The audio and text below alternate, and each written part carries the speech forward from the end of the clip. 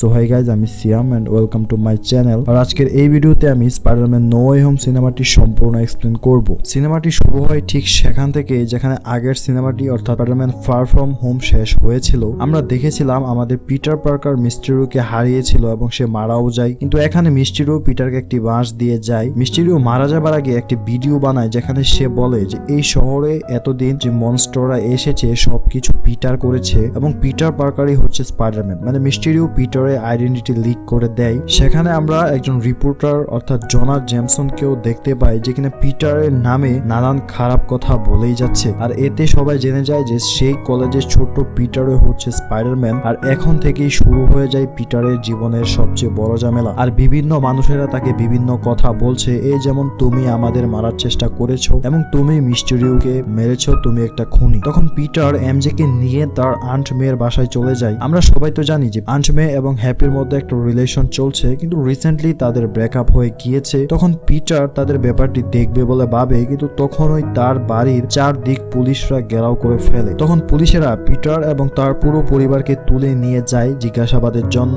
তারা তার উপর চার্জ লাগায় যে সে স্টার্ক ইন্ডাস্ট্রি সেই ড্রোনগুলো ব্যবহার করে মানুষদের উপর আক্রমণ চালিয়েছে এবং সেই মিস্টেরিওকে মেরেছে। কিন্তু পিটারকে বাঁচাতে একজন উকিল আসে, যে কিনা তার উপরে লাগানো সব মিথ্যা চার্জ ভুল প্রমাণিত করে। তখন পিটার ও তার আন্ট মে হ্যাপির বাসায় চলে যায়, কারণ তাদের বাসার ঠিকানাটা মানুষজন জেনে ফেলেছে। পিটারের আইডেন্টিটি রিভিল হওয়ার পর থেকেই তার জীবনে নেমে আসতে থাকে শুধু বিপদ আর বিপদ। সে যখন কলেজ যায় তখন সেখানকার কিছু ছাত্ররা তাকে সাপোর্ট করছে, আবার কেউ কেউ তাকে অকথ্য ভাষায় গালমন্দ করছে। তার এক ফ্রেন্ড যার নাম হচ্ছে ফ্ল্যাশ, সে বলে বেড়াচ্ছে সে নাকি স্পাইডারম্যানের বেস্ট ফ্রেন্ড এবং সে তাদের বন্ধুত্ব নিয়ে একটি বইও লিখেছে, যেটি সে মানুষদেরকে কিনতে বলছে। আমরা কিন্তু আগের সিনেমাগুলোতে দেখেছিলাম যে ফ্ল্যাশ কিন্তু মোটেও পিটারের বেস্ট ফ্রেন্ড নয়, বরং সে আরো বিভিন্নভাবে পিটারকে ফাঁসিয়েছে। পিটার যে কিনা এমআইটি তে অ্যাপ্লাই করে সে অপেক্ষা করছিল কখন এমআইটি থেকে তার চিঠি আসবে। আর ফাইনালি তাদের তিনজনের ওই চিঠি এসে পড়ে আর তারা তিনজন একসাথে সেই চিঠি খুলে। কিন্তু দুঃখের বিষয় হচ্ছে তাদেরকে অ্যাডমিশন দেওয়া হয়নি। এর কারণটা কি? কারণটা হচ্ছে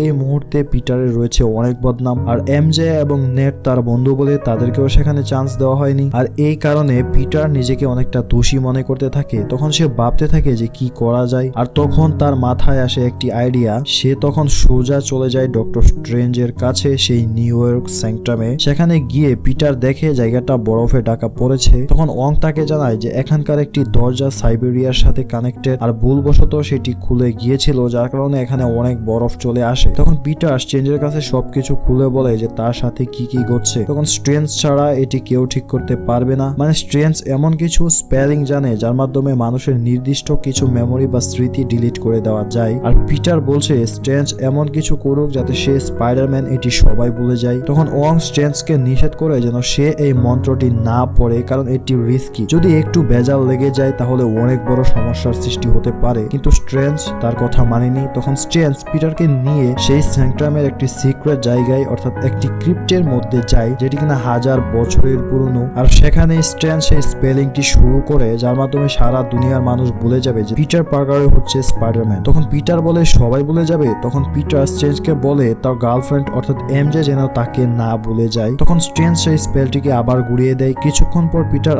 আবার বলে তার বেস্ট ফ্রেন্ড অর্থাৎ নেট যেন তাকে মনে রাখে। আর এভাবেই স্ট্রেঞ্জকে সে বারবার বিরক্ত করতে থাকে। আর এই কারণেই সেই স্পেলটি আউট অফ কন্ট্রোল হয়ে যায়। মানে স্ট্রেঞ্জ সেটিকে নিয়ন্ত্রণ করতে পারছিল না। আর তাই স্ট্রেঞ্জ সেটিকে একটি জায়গায় আটকে রাখে। তখন স্ট্রেঞ্জ তার প্রতি খুবই বিরক্ত হয় এবং সে এটাও জানতে পারে যে তাকে এমআইটি থেকে রিজেক্ট করার পর সে একবারও তাদেরকে রিকোয়েস্ট করেনি, সোজা এখানে চলে এসেছে। আর এটি জানতে পেরে স্ট্রেঞ্জ খুবই রাগ হয় এবং তাকে সেখান থেকে বের করে দেয়। আসলেই তো আপনাকে যদি কেউ রিজেক্ট করে তাহলে অবশ্যই তাকে রিকোয়েস্ট করতে হবে। এতে যদি কাজ না হয় তাহলে অন্য কোনো উপায়। আর তখন পিটার ভাবে সে রিকোয়েস্ট করবে, কিন্তু সে জানতে পারে যে এমআইটি অ্যাডমিনিস্ট্রেটর কিছু দিনের জন্য দেশের বাইরে যাচ্ছে, আর তাই সে তার সাথে রাস্তায় দেখা করে। তখন পিটার তাকে রিকোয়েস্ট করে তাকে যেন সেখানে চান্স দেওয়া হয় এবং সাথে তার দুই বন্ধুকেও। ঠিক তখনই সেখানে ঘটে এক আজব ঘটনা। আমরা দেখি সেখানে ডক্টর অক্টোপাস চলে এসেছে। এটি বড়ই আজব ব্যাপার ছিল সবার কাছে। মানে ডক্টর অক্টোপাস তো মার্বেল সিনেম্যাটিক ইউনিভার্সের না, তাহলে সে এখানে আসলো কি করে? আমার সাথেই থাকুন, অবশ্যই জানতে পারবেন। আর তখন তাদের মধ্যে ফাইট শুরু হয়ে যায়। ফাইটের এক পর্যায়ে সেই এমআইটি অ্যাডমিনিস্ট্রেটর গাড়ি নিয়ে পড়ে যাচ্ছিল, কিন্তু পিটার তাকে বাঁচিয়ে নেয়। তখন ডক্টর অক্টোপাস পিটারের সেই স্যুট থেকে কিছু ন্যানো পার্টিকেল নিয়ে নেয়। আর ব্যাপারটা তার কাছে বেশ দারুণ লাগছিল, কারণ কারণ সে নিজেও একজন সায়েন্টিস্ট। এসব শুধু সে কল্পনাই করেছিল আর গবেষণা করেছিল, কিন্তু এইবার সে এসব নিজের চোখে দেখছে, মানে ন্যানো টেকনোলজি। কিন্তু এটিই ছিল তার সবচেয়ে বড় ভুল, কারণ পিটারের সেই ন্যানোটেক গুলো তখন পিটারকে সিগন্যাল দিতে থাকে যে সে একটি নতুন ডিভাইস পেয়েছে। আর তখন পিটার অক্টোপাসের সেই সুরগুলোকে হ্যাক করে নিজের কন্ট্রোলে নিয়ে আসে। আমরা তো জানি যে অক্টোপাসের সেই সুরগুলোকে ডক্টর অক্টোপাস কন্ট্রোল করে না, এআই অর্থাৎ আর্টিফিশিয়াল ইন্টেলিজেন্টরাই তাকে কন্ট্রোল করে। তখন হঠাৎ করেই ডক্টর অক্টোপাস বলে ওঠে যে তুমি তো পিটার নও, মানে যে পিটারকে সে চিনতো এটা তো সে না। তখন কোনোভাবে পিটার সেখানকার পরিবেশটাকে নিজের কন্ট্রোলে আনে, আর এই জন্য সে অ্যাডমিনিস্ট্রেটরের কাছে নিজের স্ট্যাটাসটাও বেড়ে যায়, যার জন্য সে বলে যে তাদের তিনজনের অ্যাডমিশনের ব্যাপারে সে আলাপ করবে। কিন্তু তখন সেখানে চলে আসে আরেক বিপদ। আমরা দেখি সেখানে চলে আসে গ্রিন গবলিন, সেও কিন্তু এমসিইউর নয়, তাহলে এখানে কি করে আসলো? আর সেই মুহূর্তে স্ট্রেঞ্জ পিটারকে বাঁচিয়ে নেয়। সে তাদের দুজনকে টেলিপোর্ট করে সেই ক্রিপ্টের মধ্যে নিয়ে আসে এবং বন্দি করে ফেলে। একই সাথে স্ট্রেঞ্জ ডক্টর অক্টোপাসকেও বন্দি করে ফেলে এবং তাদের সাথে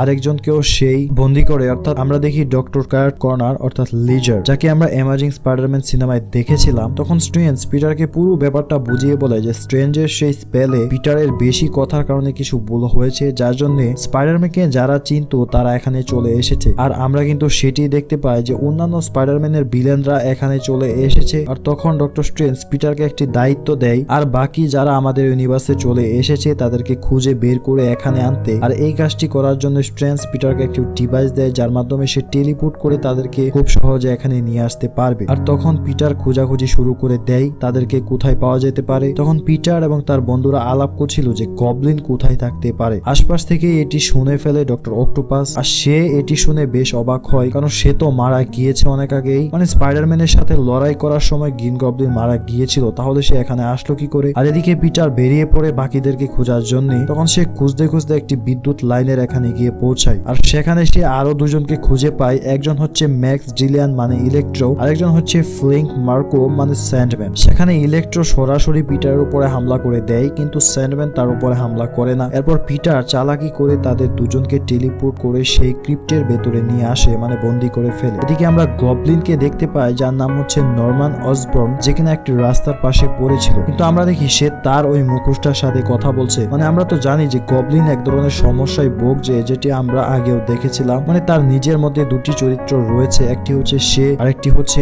সেই গবলিন, যে কিনা তাকে খারাপ পরামর্শ দিয়ে থাকে এবং খারাপ খারাপ কাজ করাতে চায়। আর তাই সে মুখোশটি সে ভেঙে ফেলে, সেখান থেকে চলে যায়। এদিকে আমরা পিটারকে দেখতে পাই, যে কিনা গবলিনকে খুঁজছে। তখন আন্ট মে তাকে কল করে এবং জানায় যে গবলিন এখানে রয়েছে। তখন পিটার দৌড়ে সেখানে যায়, আর গবলিন আন্ট মেকে পুরো সমস্যাটা খুলে বলে যে তার এই সমস্যাটি রয়েছে এবং মাঝে মধ্যেই সে নিজের কন্ট্রোল হারিয়ে ফেলে। তখন আন্ট মে পিটারকে বলে যে সে যেন তাকে হেল্প করে। তখন পিটার কাউকে হেল্প করতে চাচ্ছে না, সে সিম্পলি সবাইকে তাদের ইউনিভার্সে ফিরিয়ে দিতে চাইছে। তখন পিটার তার সাথে সেই ক্রিপ্টে নিয়ে যায়, আর সেখানে তার সাথে দেখা হয় ডক্টর অক্টোপাসের। আসলে অক্টোপাস তাকে আগে থেকেই চিনতো, মানে তারা দুজনকেই চিনতো। তখন অক্টোপাস জানায় যে সে তো মারা গিয়েছে। তখন এটা শুনে নরমান খুবই অবাক হয় এবং কষ্ট পায়। এরপর তারা প্রত্যেকেই সবার সাথে কথা বলে নিজেরা। আসলে এখানে থাকা অনেকেই জানতো না যে ভবিষ্যতে তারা স্পাইডারম্যানের সাথে লড়াই করতে করতে মারা যাবে, আর এটি শুনে তারা কেউ সেখান থেকে যেতে চাচ্ছে না। আর পিটার তখন সবাইকে বলে যে সে তাদেরকে হেল্প করবে। আর তখন সেখানে চলে আসে ডক্টর স্ট্রেঞ্জ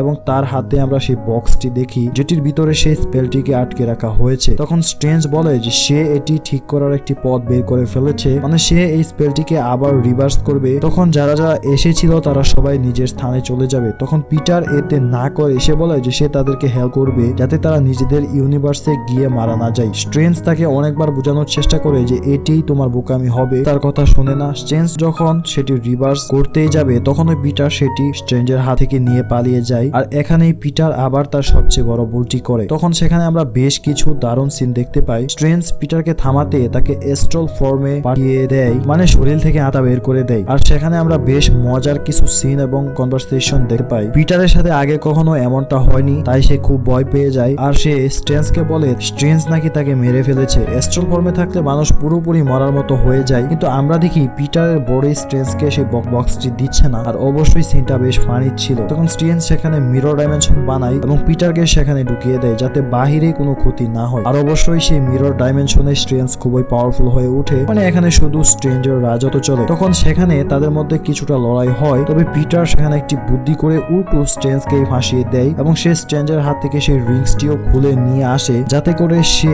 সেখান থেকে সহজে আসতে না পারে। তখন পিটার সোজা চলে আসে সেই ক্রিপ্টে এবং সে সবাইকে ভরসা দেয় যে সে সবাইকে হেল্প করবে এবং সেফলি তাদেরকে নিজেদের বাড়িতে পৌঁছে দেবে। তখন সবাই পিটারকে বিশ্বাস করে এবং রাজিও হয়। তখন পিটার তাদের সবাইকে হ্যাপি সেই বাড়িতে নিয়ে যায়। তখন সে প্রথমে হেল্প করে ডক্টর অক্টোপাসকে। পিটার এবং নরমান অসবর্ন তার একটি চিপ বানাচ্ছে তার জন্য। আর আমরা প্রত্যেকেই তো জানি যে নরমান অসবর্ন একজন সায়েন্টিস্ট। আর ফাইনালি তারা সেটি রেডি করে ফেলে এবং ডক্টর অক্টোপাসের পিঠে লাগিয়ে দেয়। আর আমরা দেখি সে একদমই ঠিক হয়ে গিয়েছে, মানে একেবারে শান্ত। আসলে তাকে এতদিন ধরে সেই এআইটা কন্ট্রোল করেছে আর এখন সে তাদেরকে কন্ট্রোল করছে। তখন ডক্টর অক্টোপাস পিটারকে তার ন্যানো টেকটিও ফিরিয়ে দেয়। এরপর শুরু হয় ম্যাক্স ডিলিয়ানের পালা। পিটার তার জন্য এমন একটি রিঅ্যাক্টর বানিয়েছে যেটি ইলেকট্রো সব পাওয়ার তার মধ্যে নিয়ে নেবে আর সে একজন সাধারণ মানুষ হয়ে যাবে। ঠিক তখন ওই পিটার একটি বিপদের আভাস পাচ্ছিল। মানে স্পাইডারম্যানের মধ্যে একটি স্পাইডি সেন্স থাকে যেটি কিনা কোনো বিপদ আপদ আসার আগেই বুঝতে পারে। আর পিটারের সাথেও এমনটাই হয়েছে। তখন পিটার নরমান অসবর্নকে হাতে নাতে ধরে ফেলে। মানে সে এতক্ষণ ধরে তাদের সাথে ভালো মানুষ সাজার অভিনয় করেছে, আসলে গবলিন তাকে তার আগে থেকেই কন্ট্রোল নিয়ে ফেলেছে। সে বলে যে সে সাধারণ মানুষ হতে চায় না। সে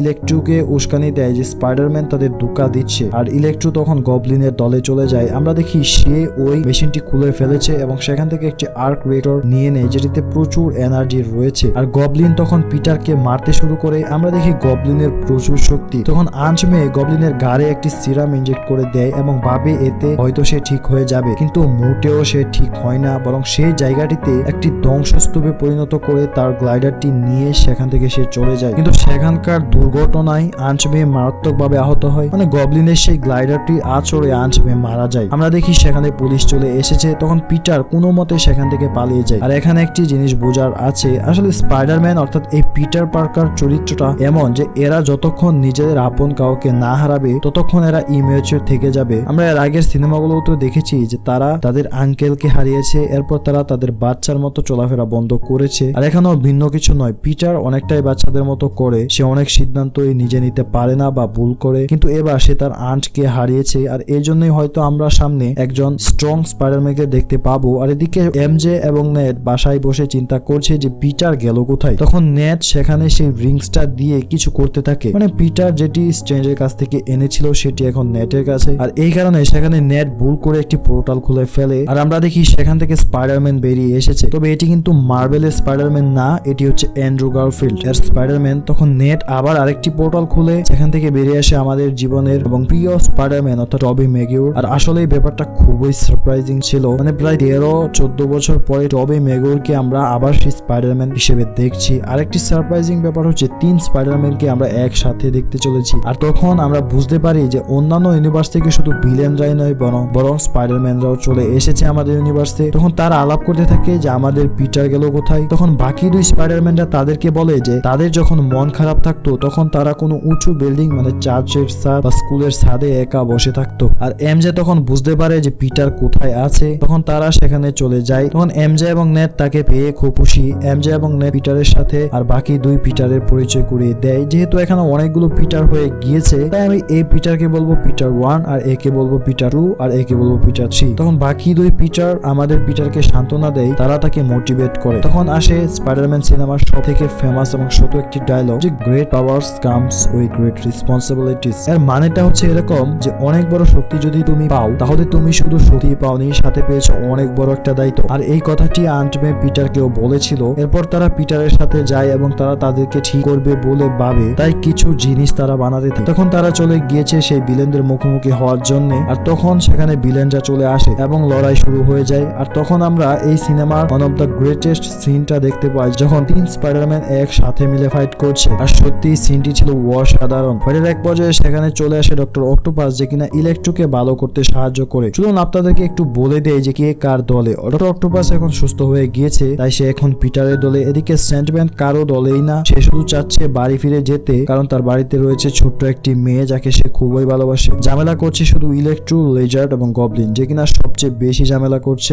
গবলিন। এদিকে একজন তো ঠিক হয়ে গিয়েছে আর বাকি রয়েছে 3 জন। তখন তারা লিজার্ডকেও সাধারণ মানুষে পরিণত করে ফেলেছে, সাথে স্যান্ডম্যানকেও। আর বাকি থাকলো একজন অর্থাৎ গবলিন। তখন নেট পোর্টাল ওপেন করে কোনোভাবে এখানে চলে এসেছে, কিন্তু সে এটি বন্ধ করতে পারছে না। আর সেখান থেকে বেরিয়ে আসে ডক্টর স্ট্রেঞ্জ অনেক রেগে রয়েছে, কারণ স্পাইডারম্যান তাকে সেখানে ঝুলিয়ে চলে এসেছিল, যার কারণে সেখানে স্ট্রেঞ্জ 12 ঘন্টার জ্বলেছে, তখন সেখানে চলে আসে গ্রিন গবলিন, যার কারণে সেখানে বেশ বড় একটি ধামাকা হয়। আর এই কারণে এমজে সেখান থেকে নিচে পড়ে যায়। পিটার তাকে বাঁচাতে চাইলেও পারে না, গবলিন এসে তাকে ধরে নিয়ে যায়। কিন্তু পিটার 3 যে কিনা এমজে কে বাঁচিয়ে নেয়, কিন্তু আমরা দেখি সে খুব ইমোশনাল হয়ে পড়ে, তার পাস্টের কিছু কথা মনে পড়ে যায়। আমরা তো সেই সিনটা অবশ্যই দেখেছিলাম যেখানে গোয়েন ঠিক এভাবে পড়ে গিয়েছিল আর পিটার তাকে বাঁচাতে পারেনি। যাই হোক, তখন গবলিন আরেকটি পাগলামি করে ফেলে। গবলিন সেই স্পেল বক্সের ভেতরে একটি বোম ঢুকিয়ে দেয়, যার জন্য সেটি ব্লাস্ট হয়ে সেই স্পেলটি খুলে যায়, মানে যেটিকে আটকানো হয়েছিল। আর এই কারণে ইউনিভার্সের গেটওয়ে খুলে যায়, যার জন্য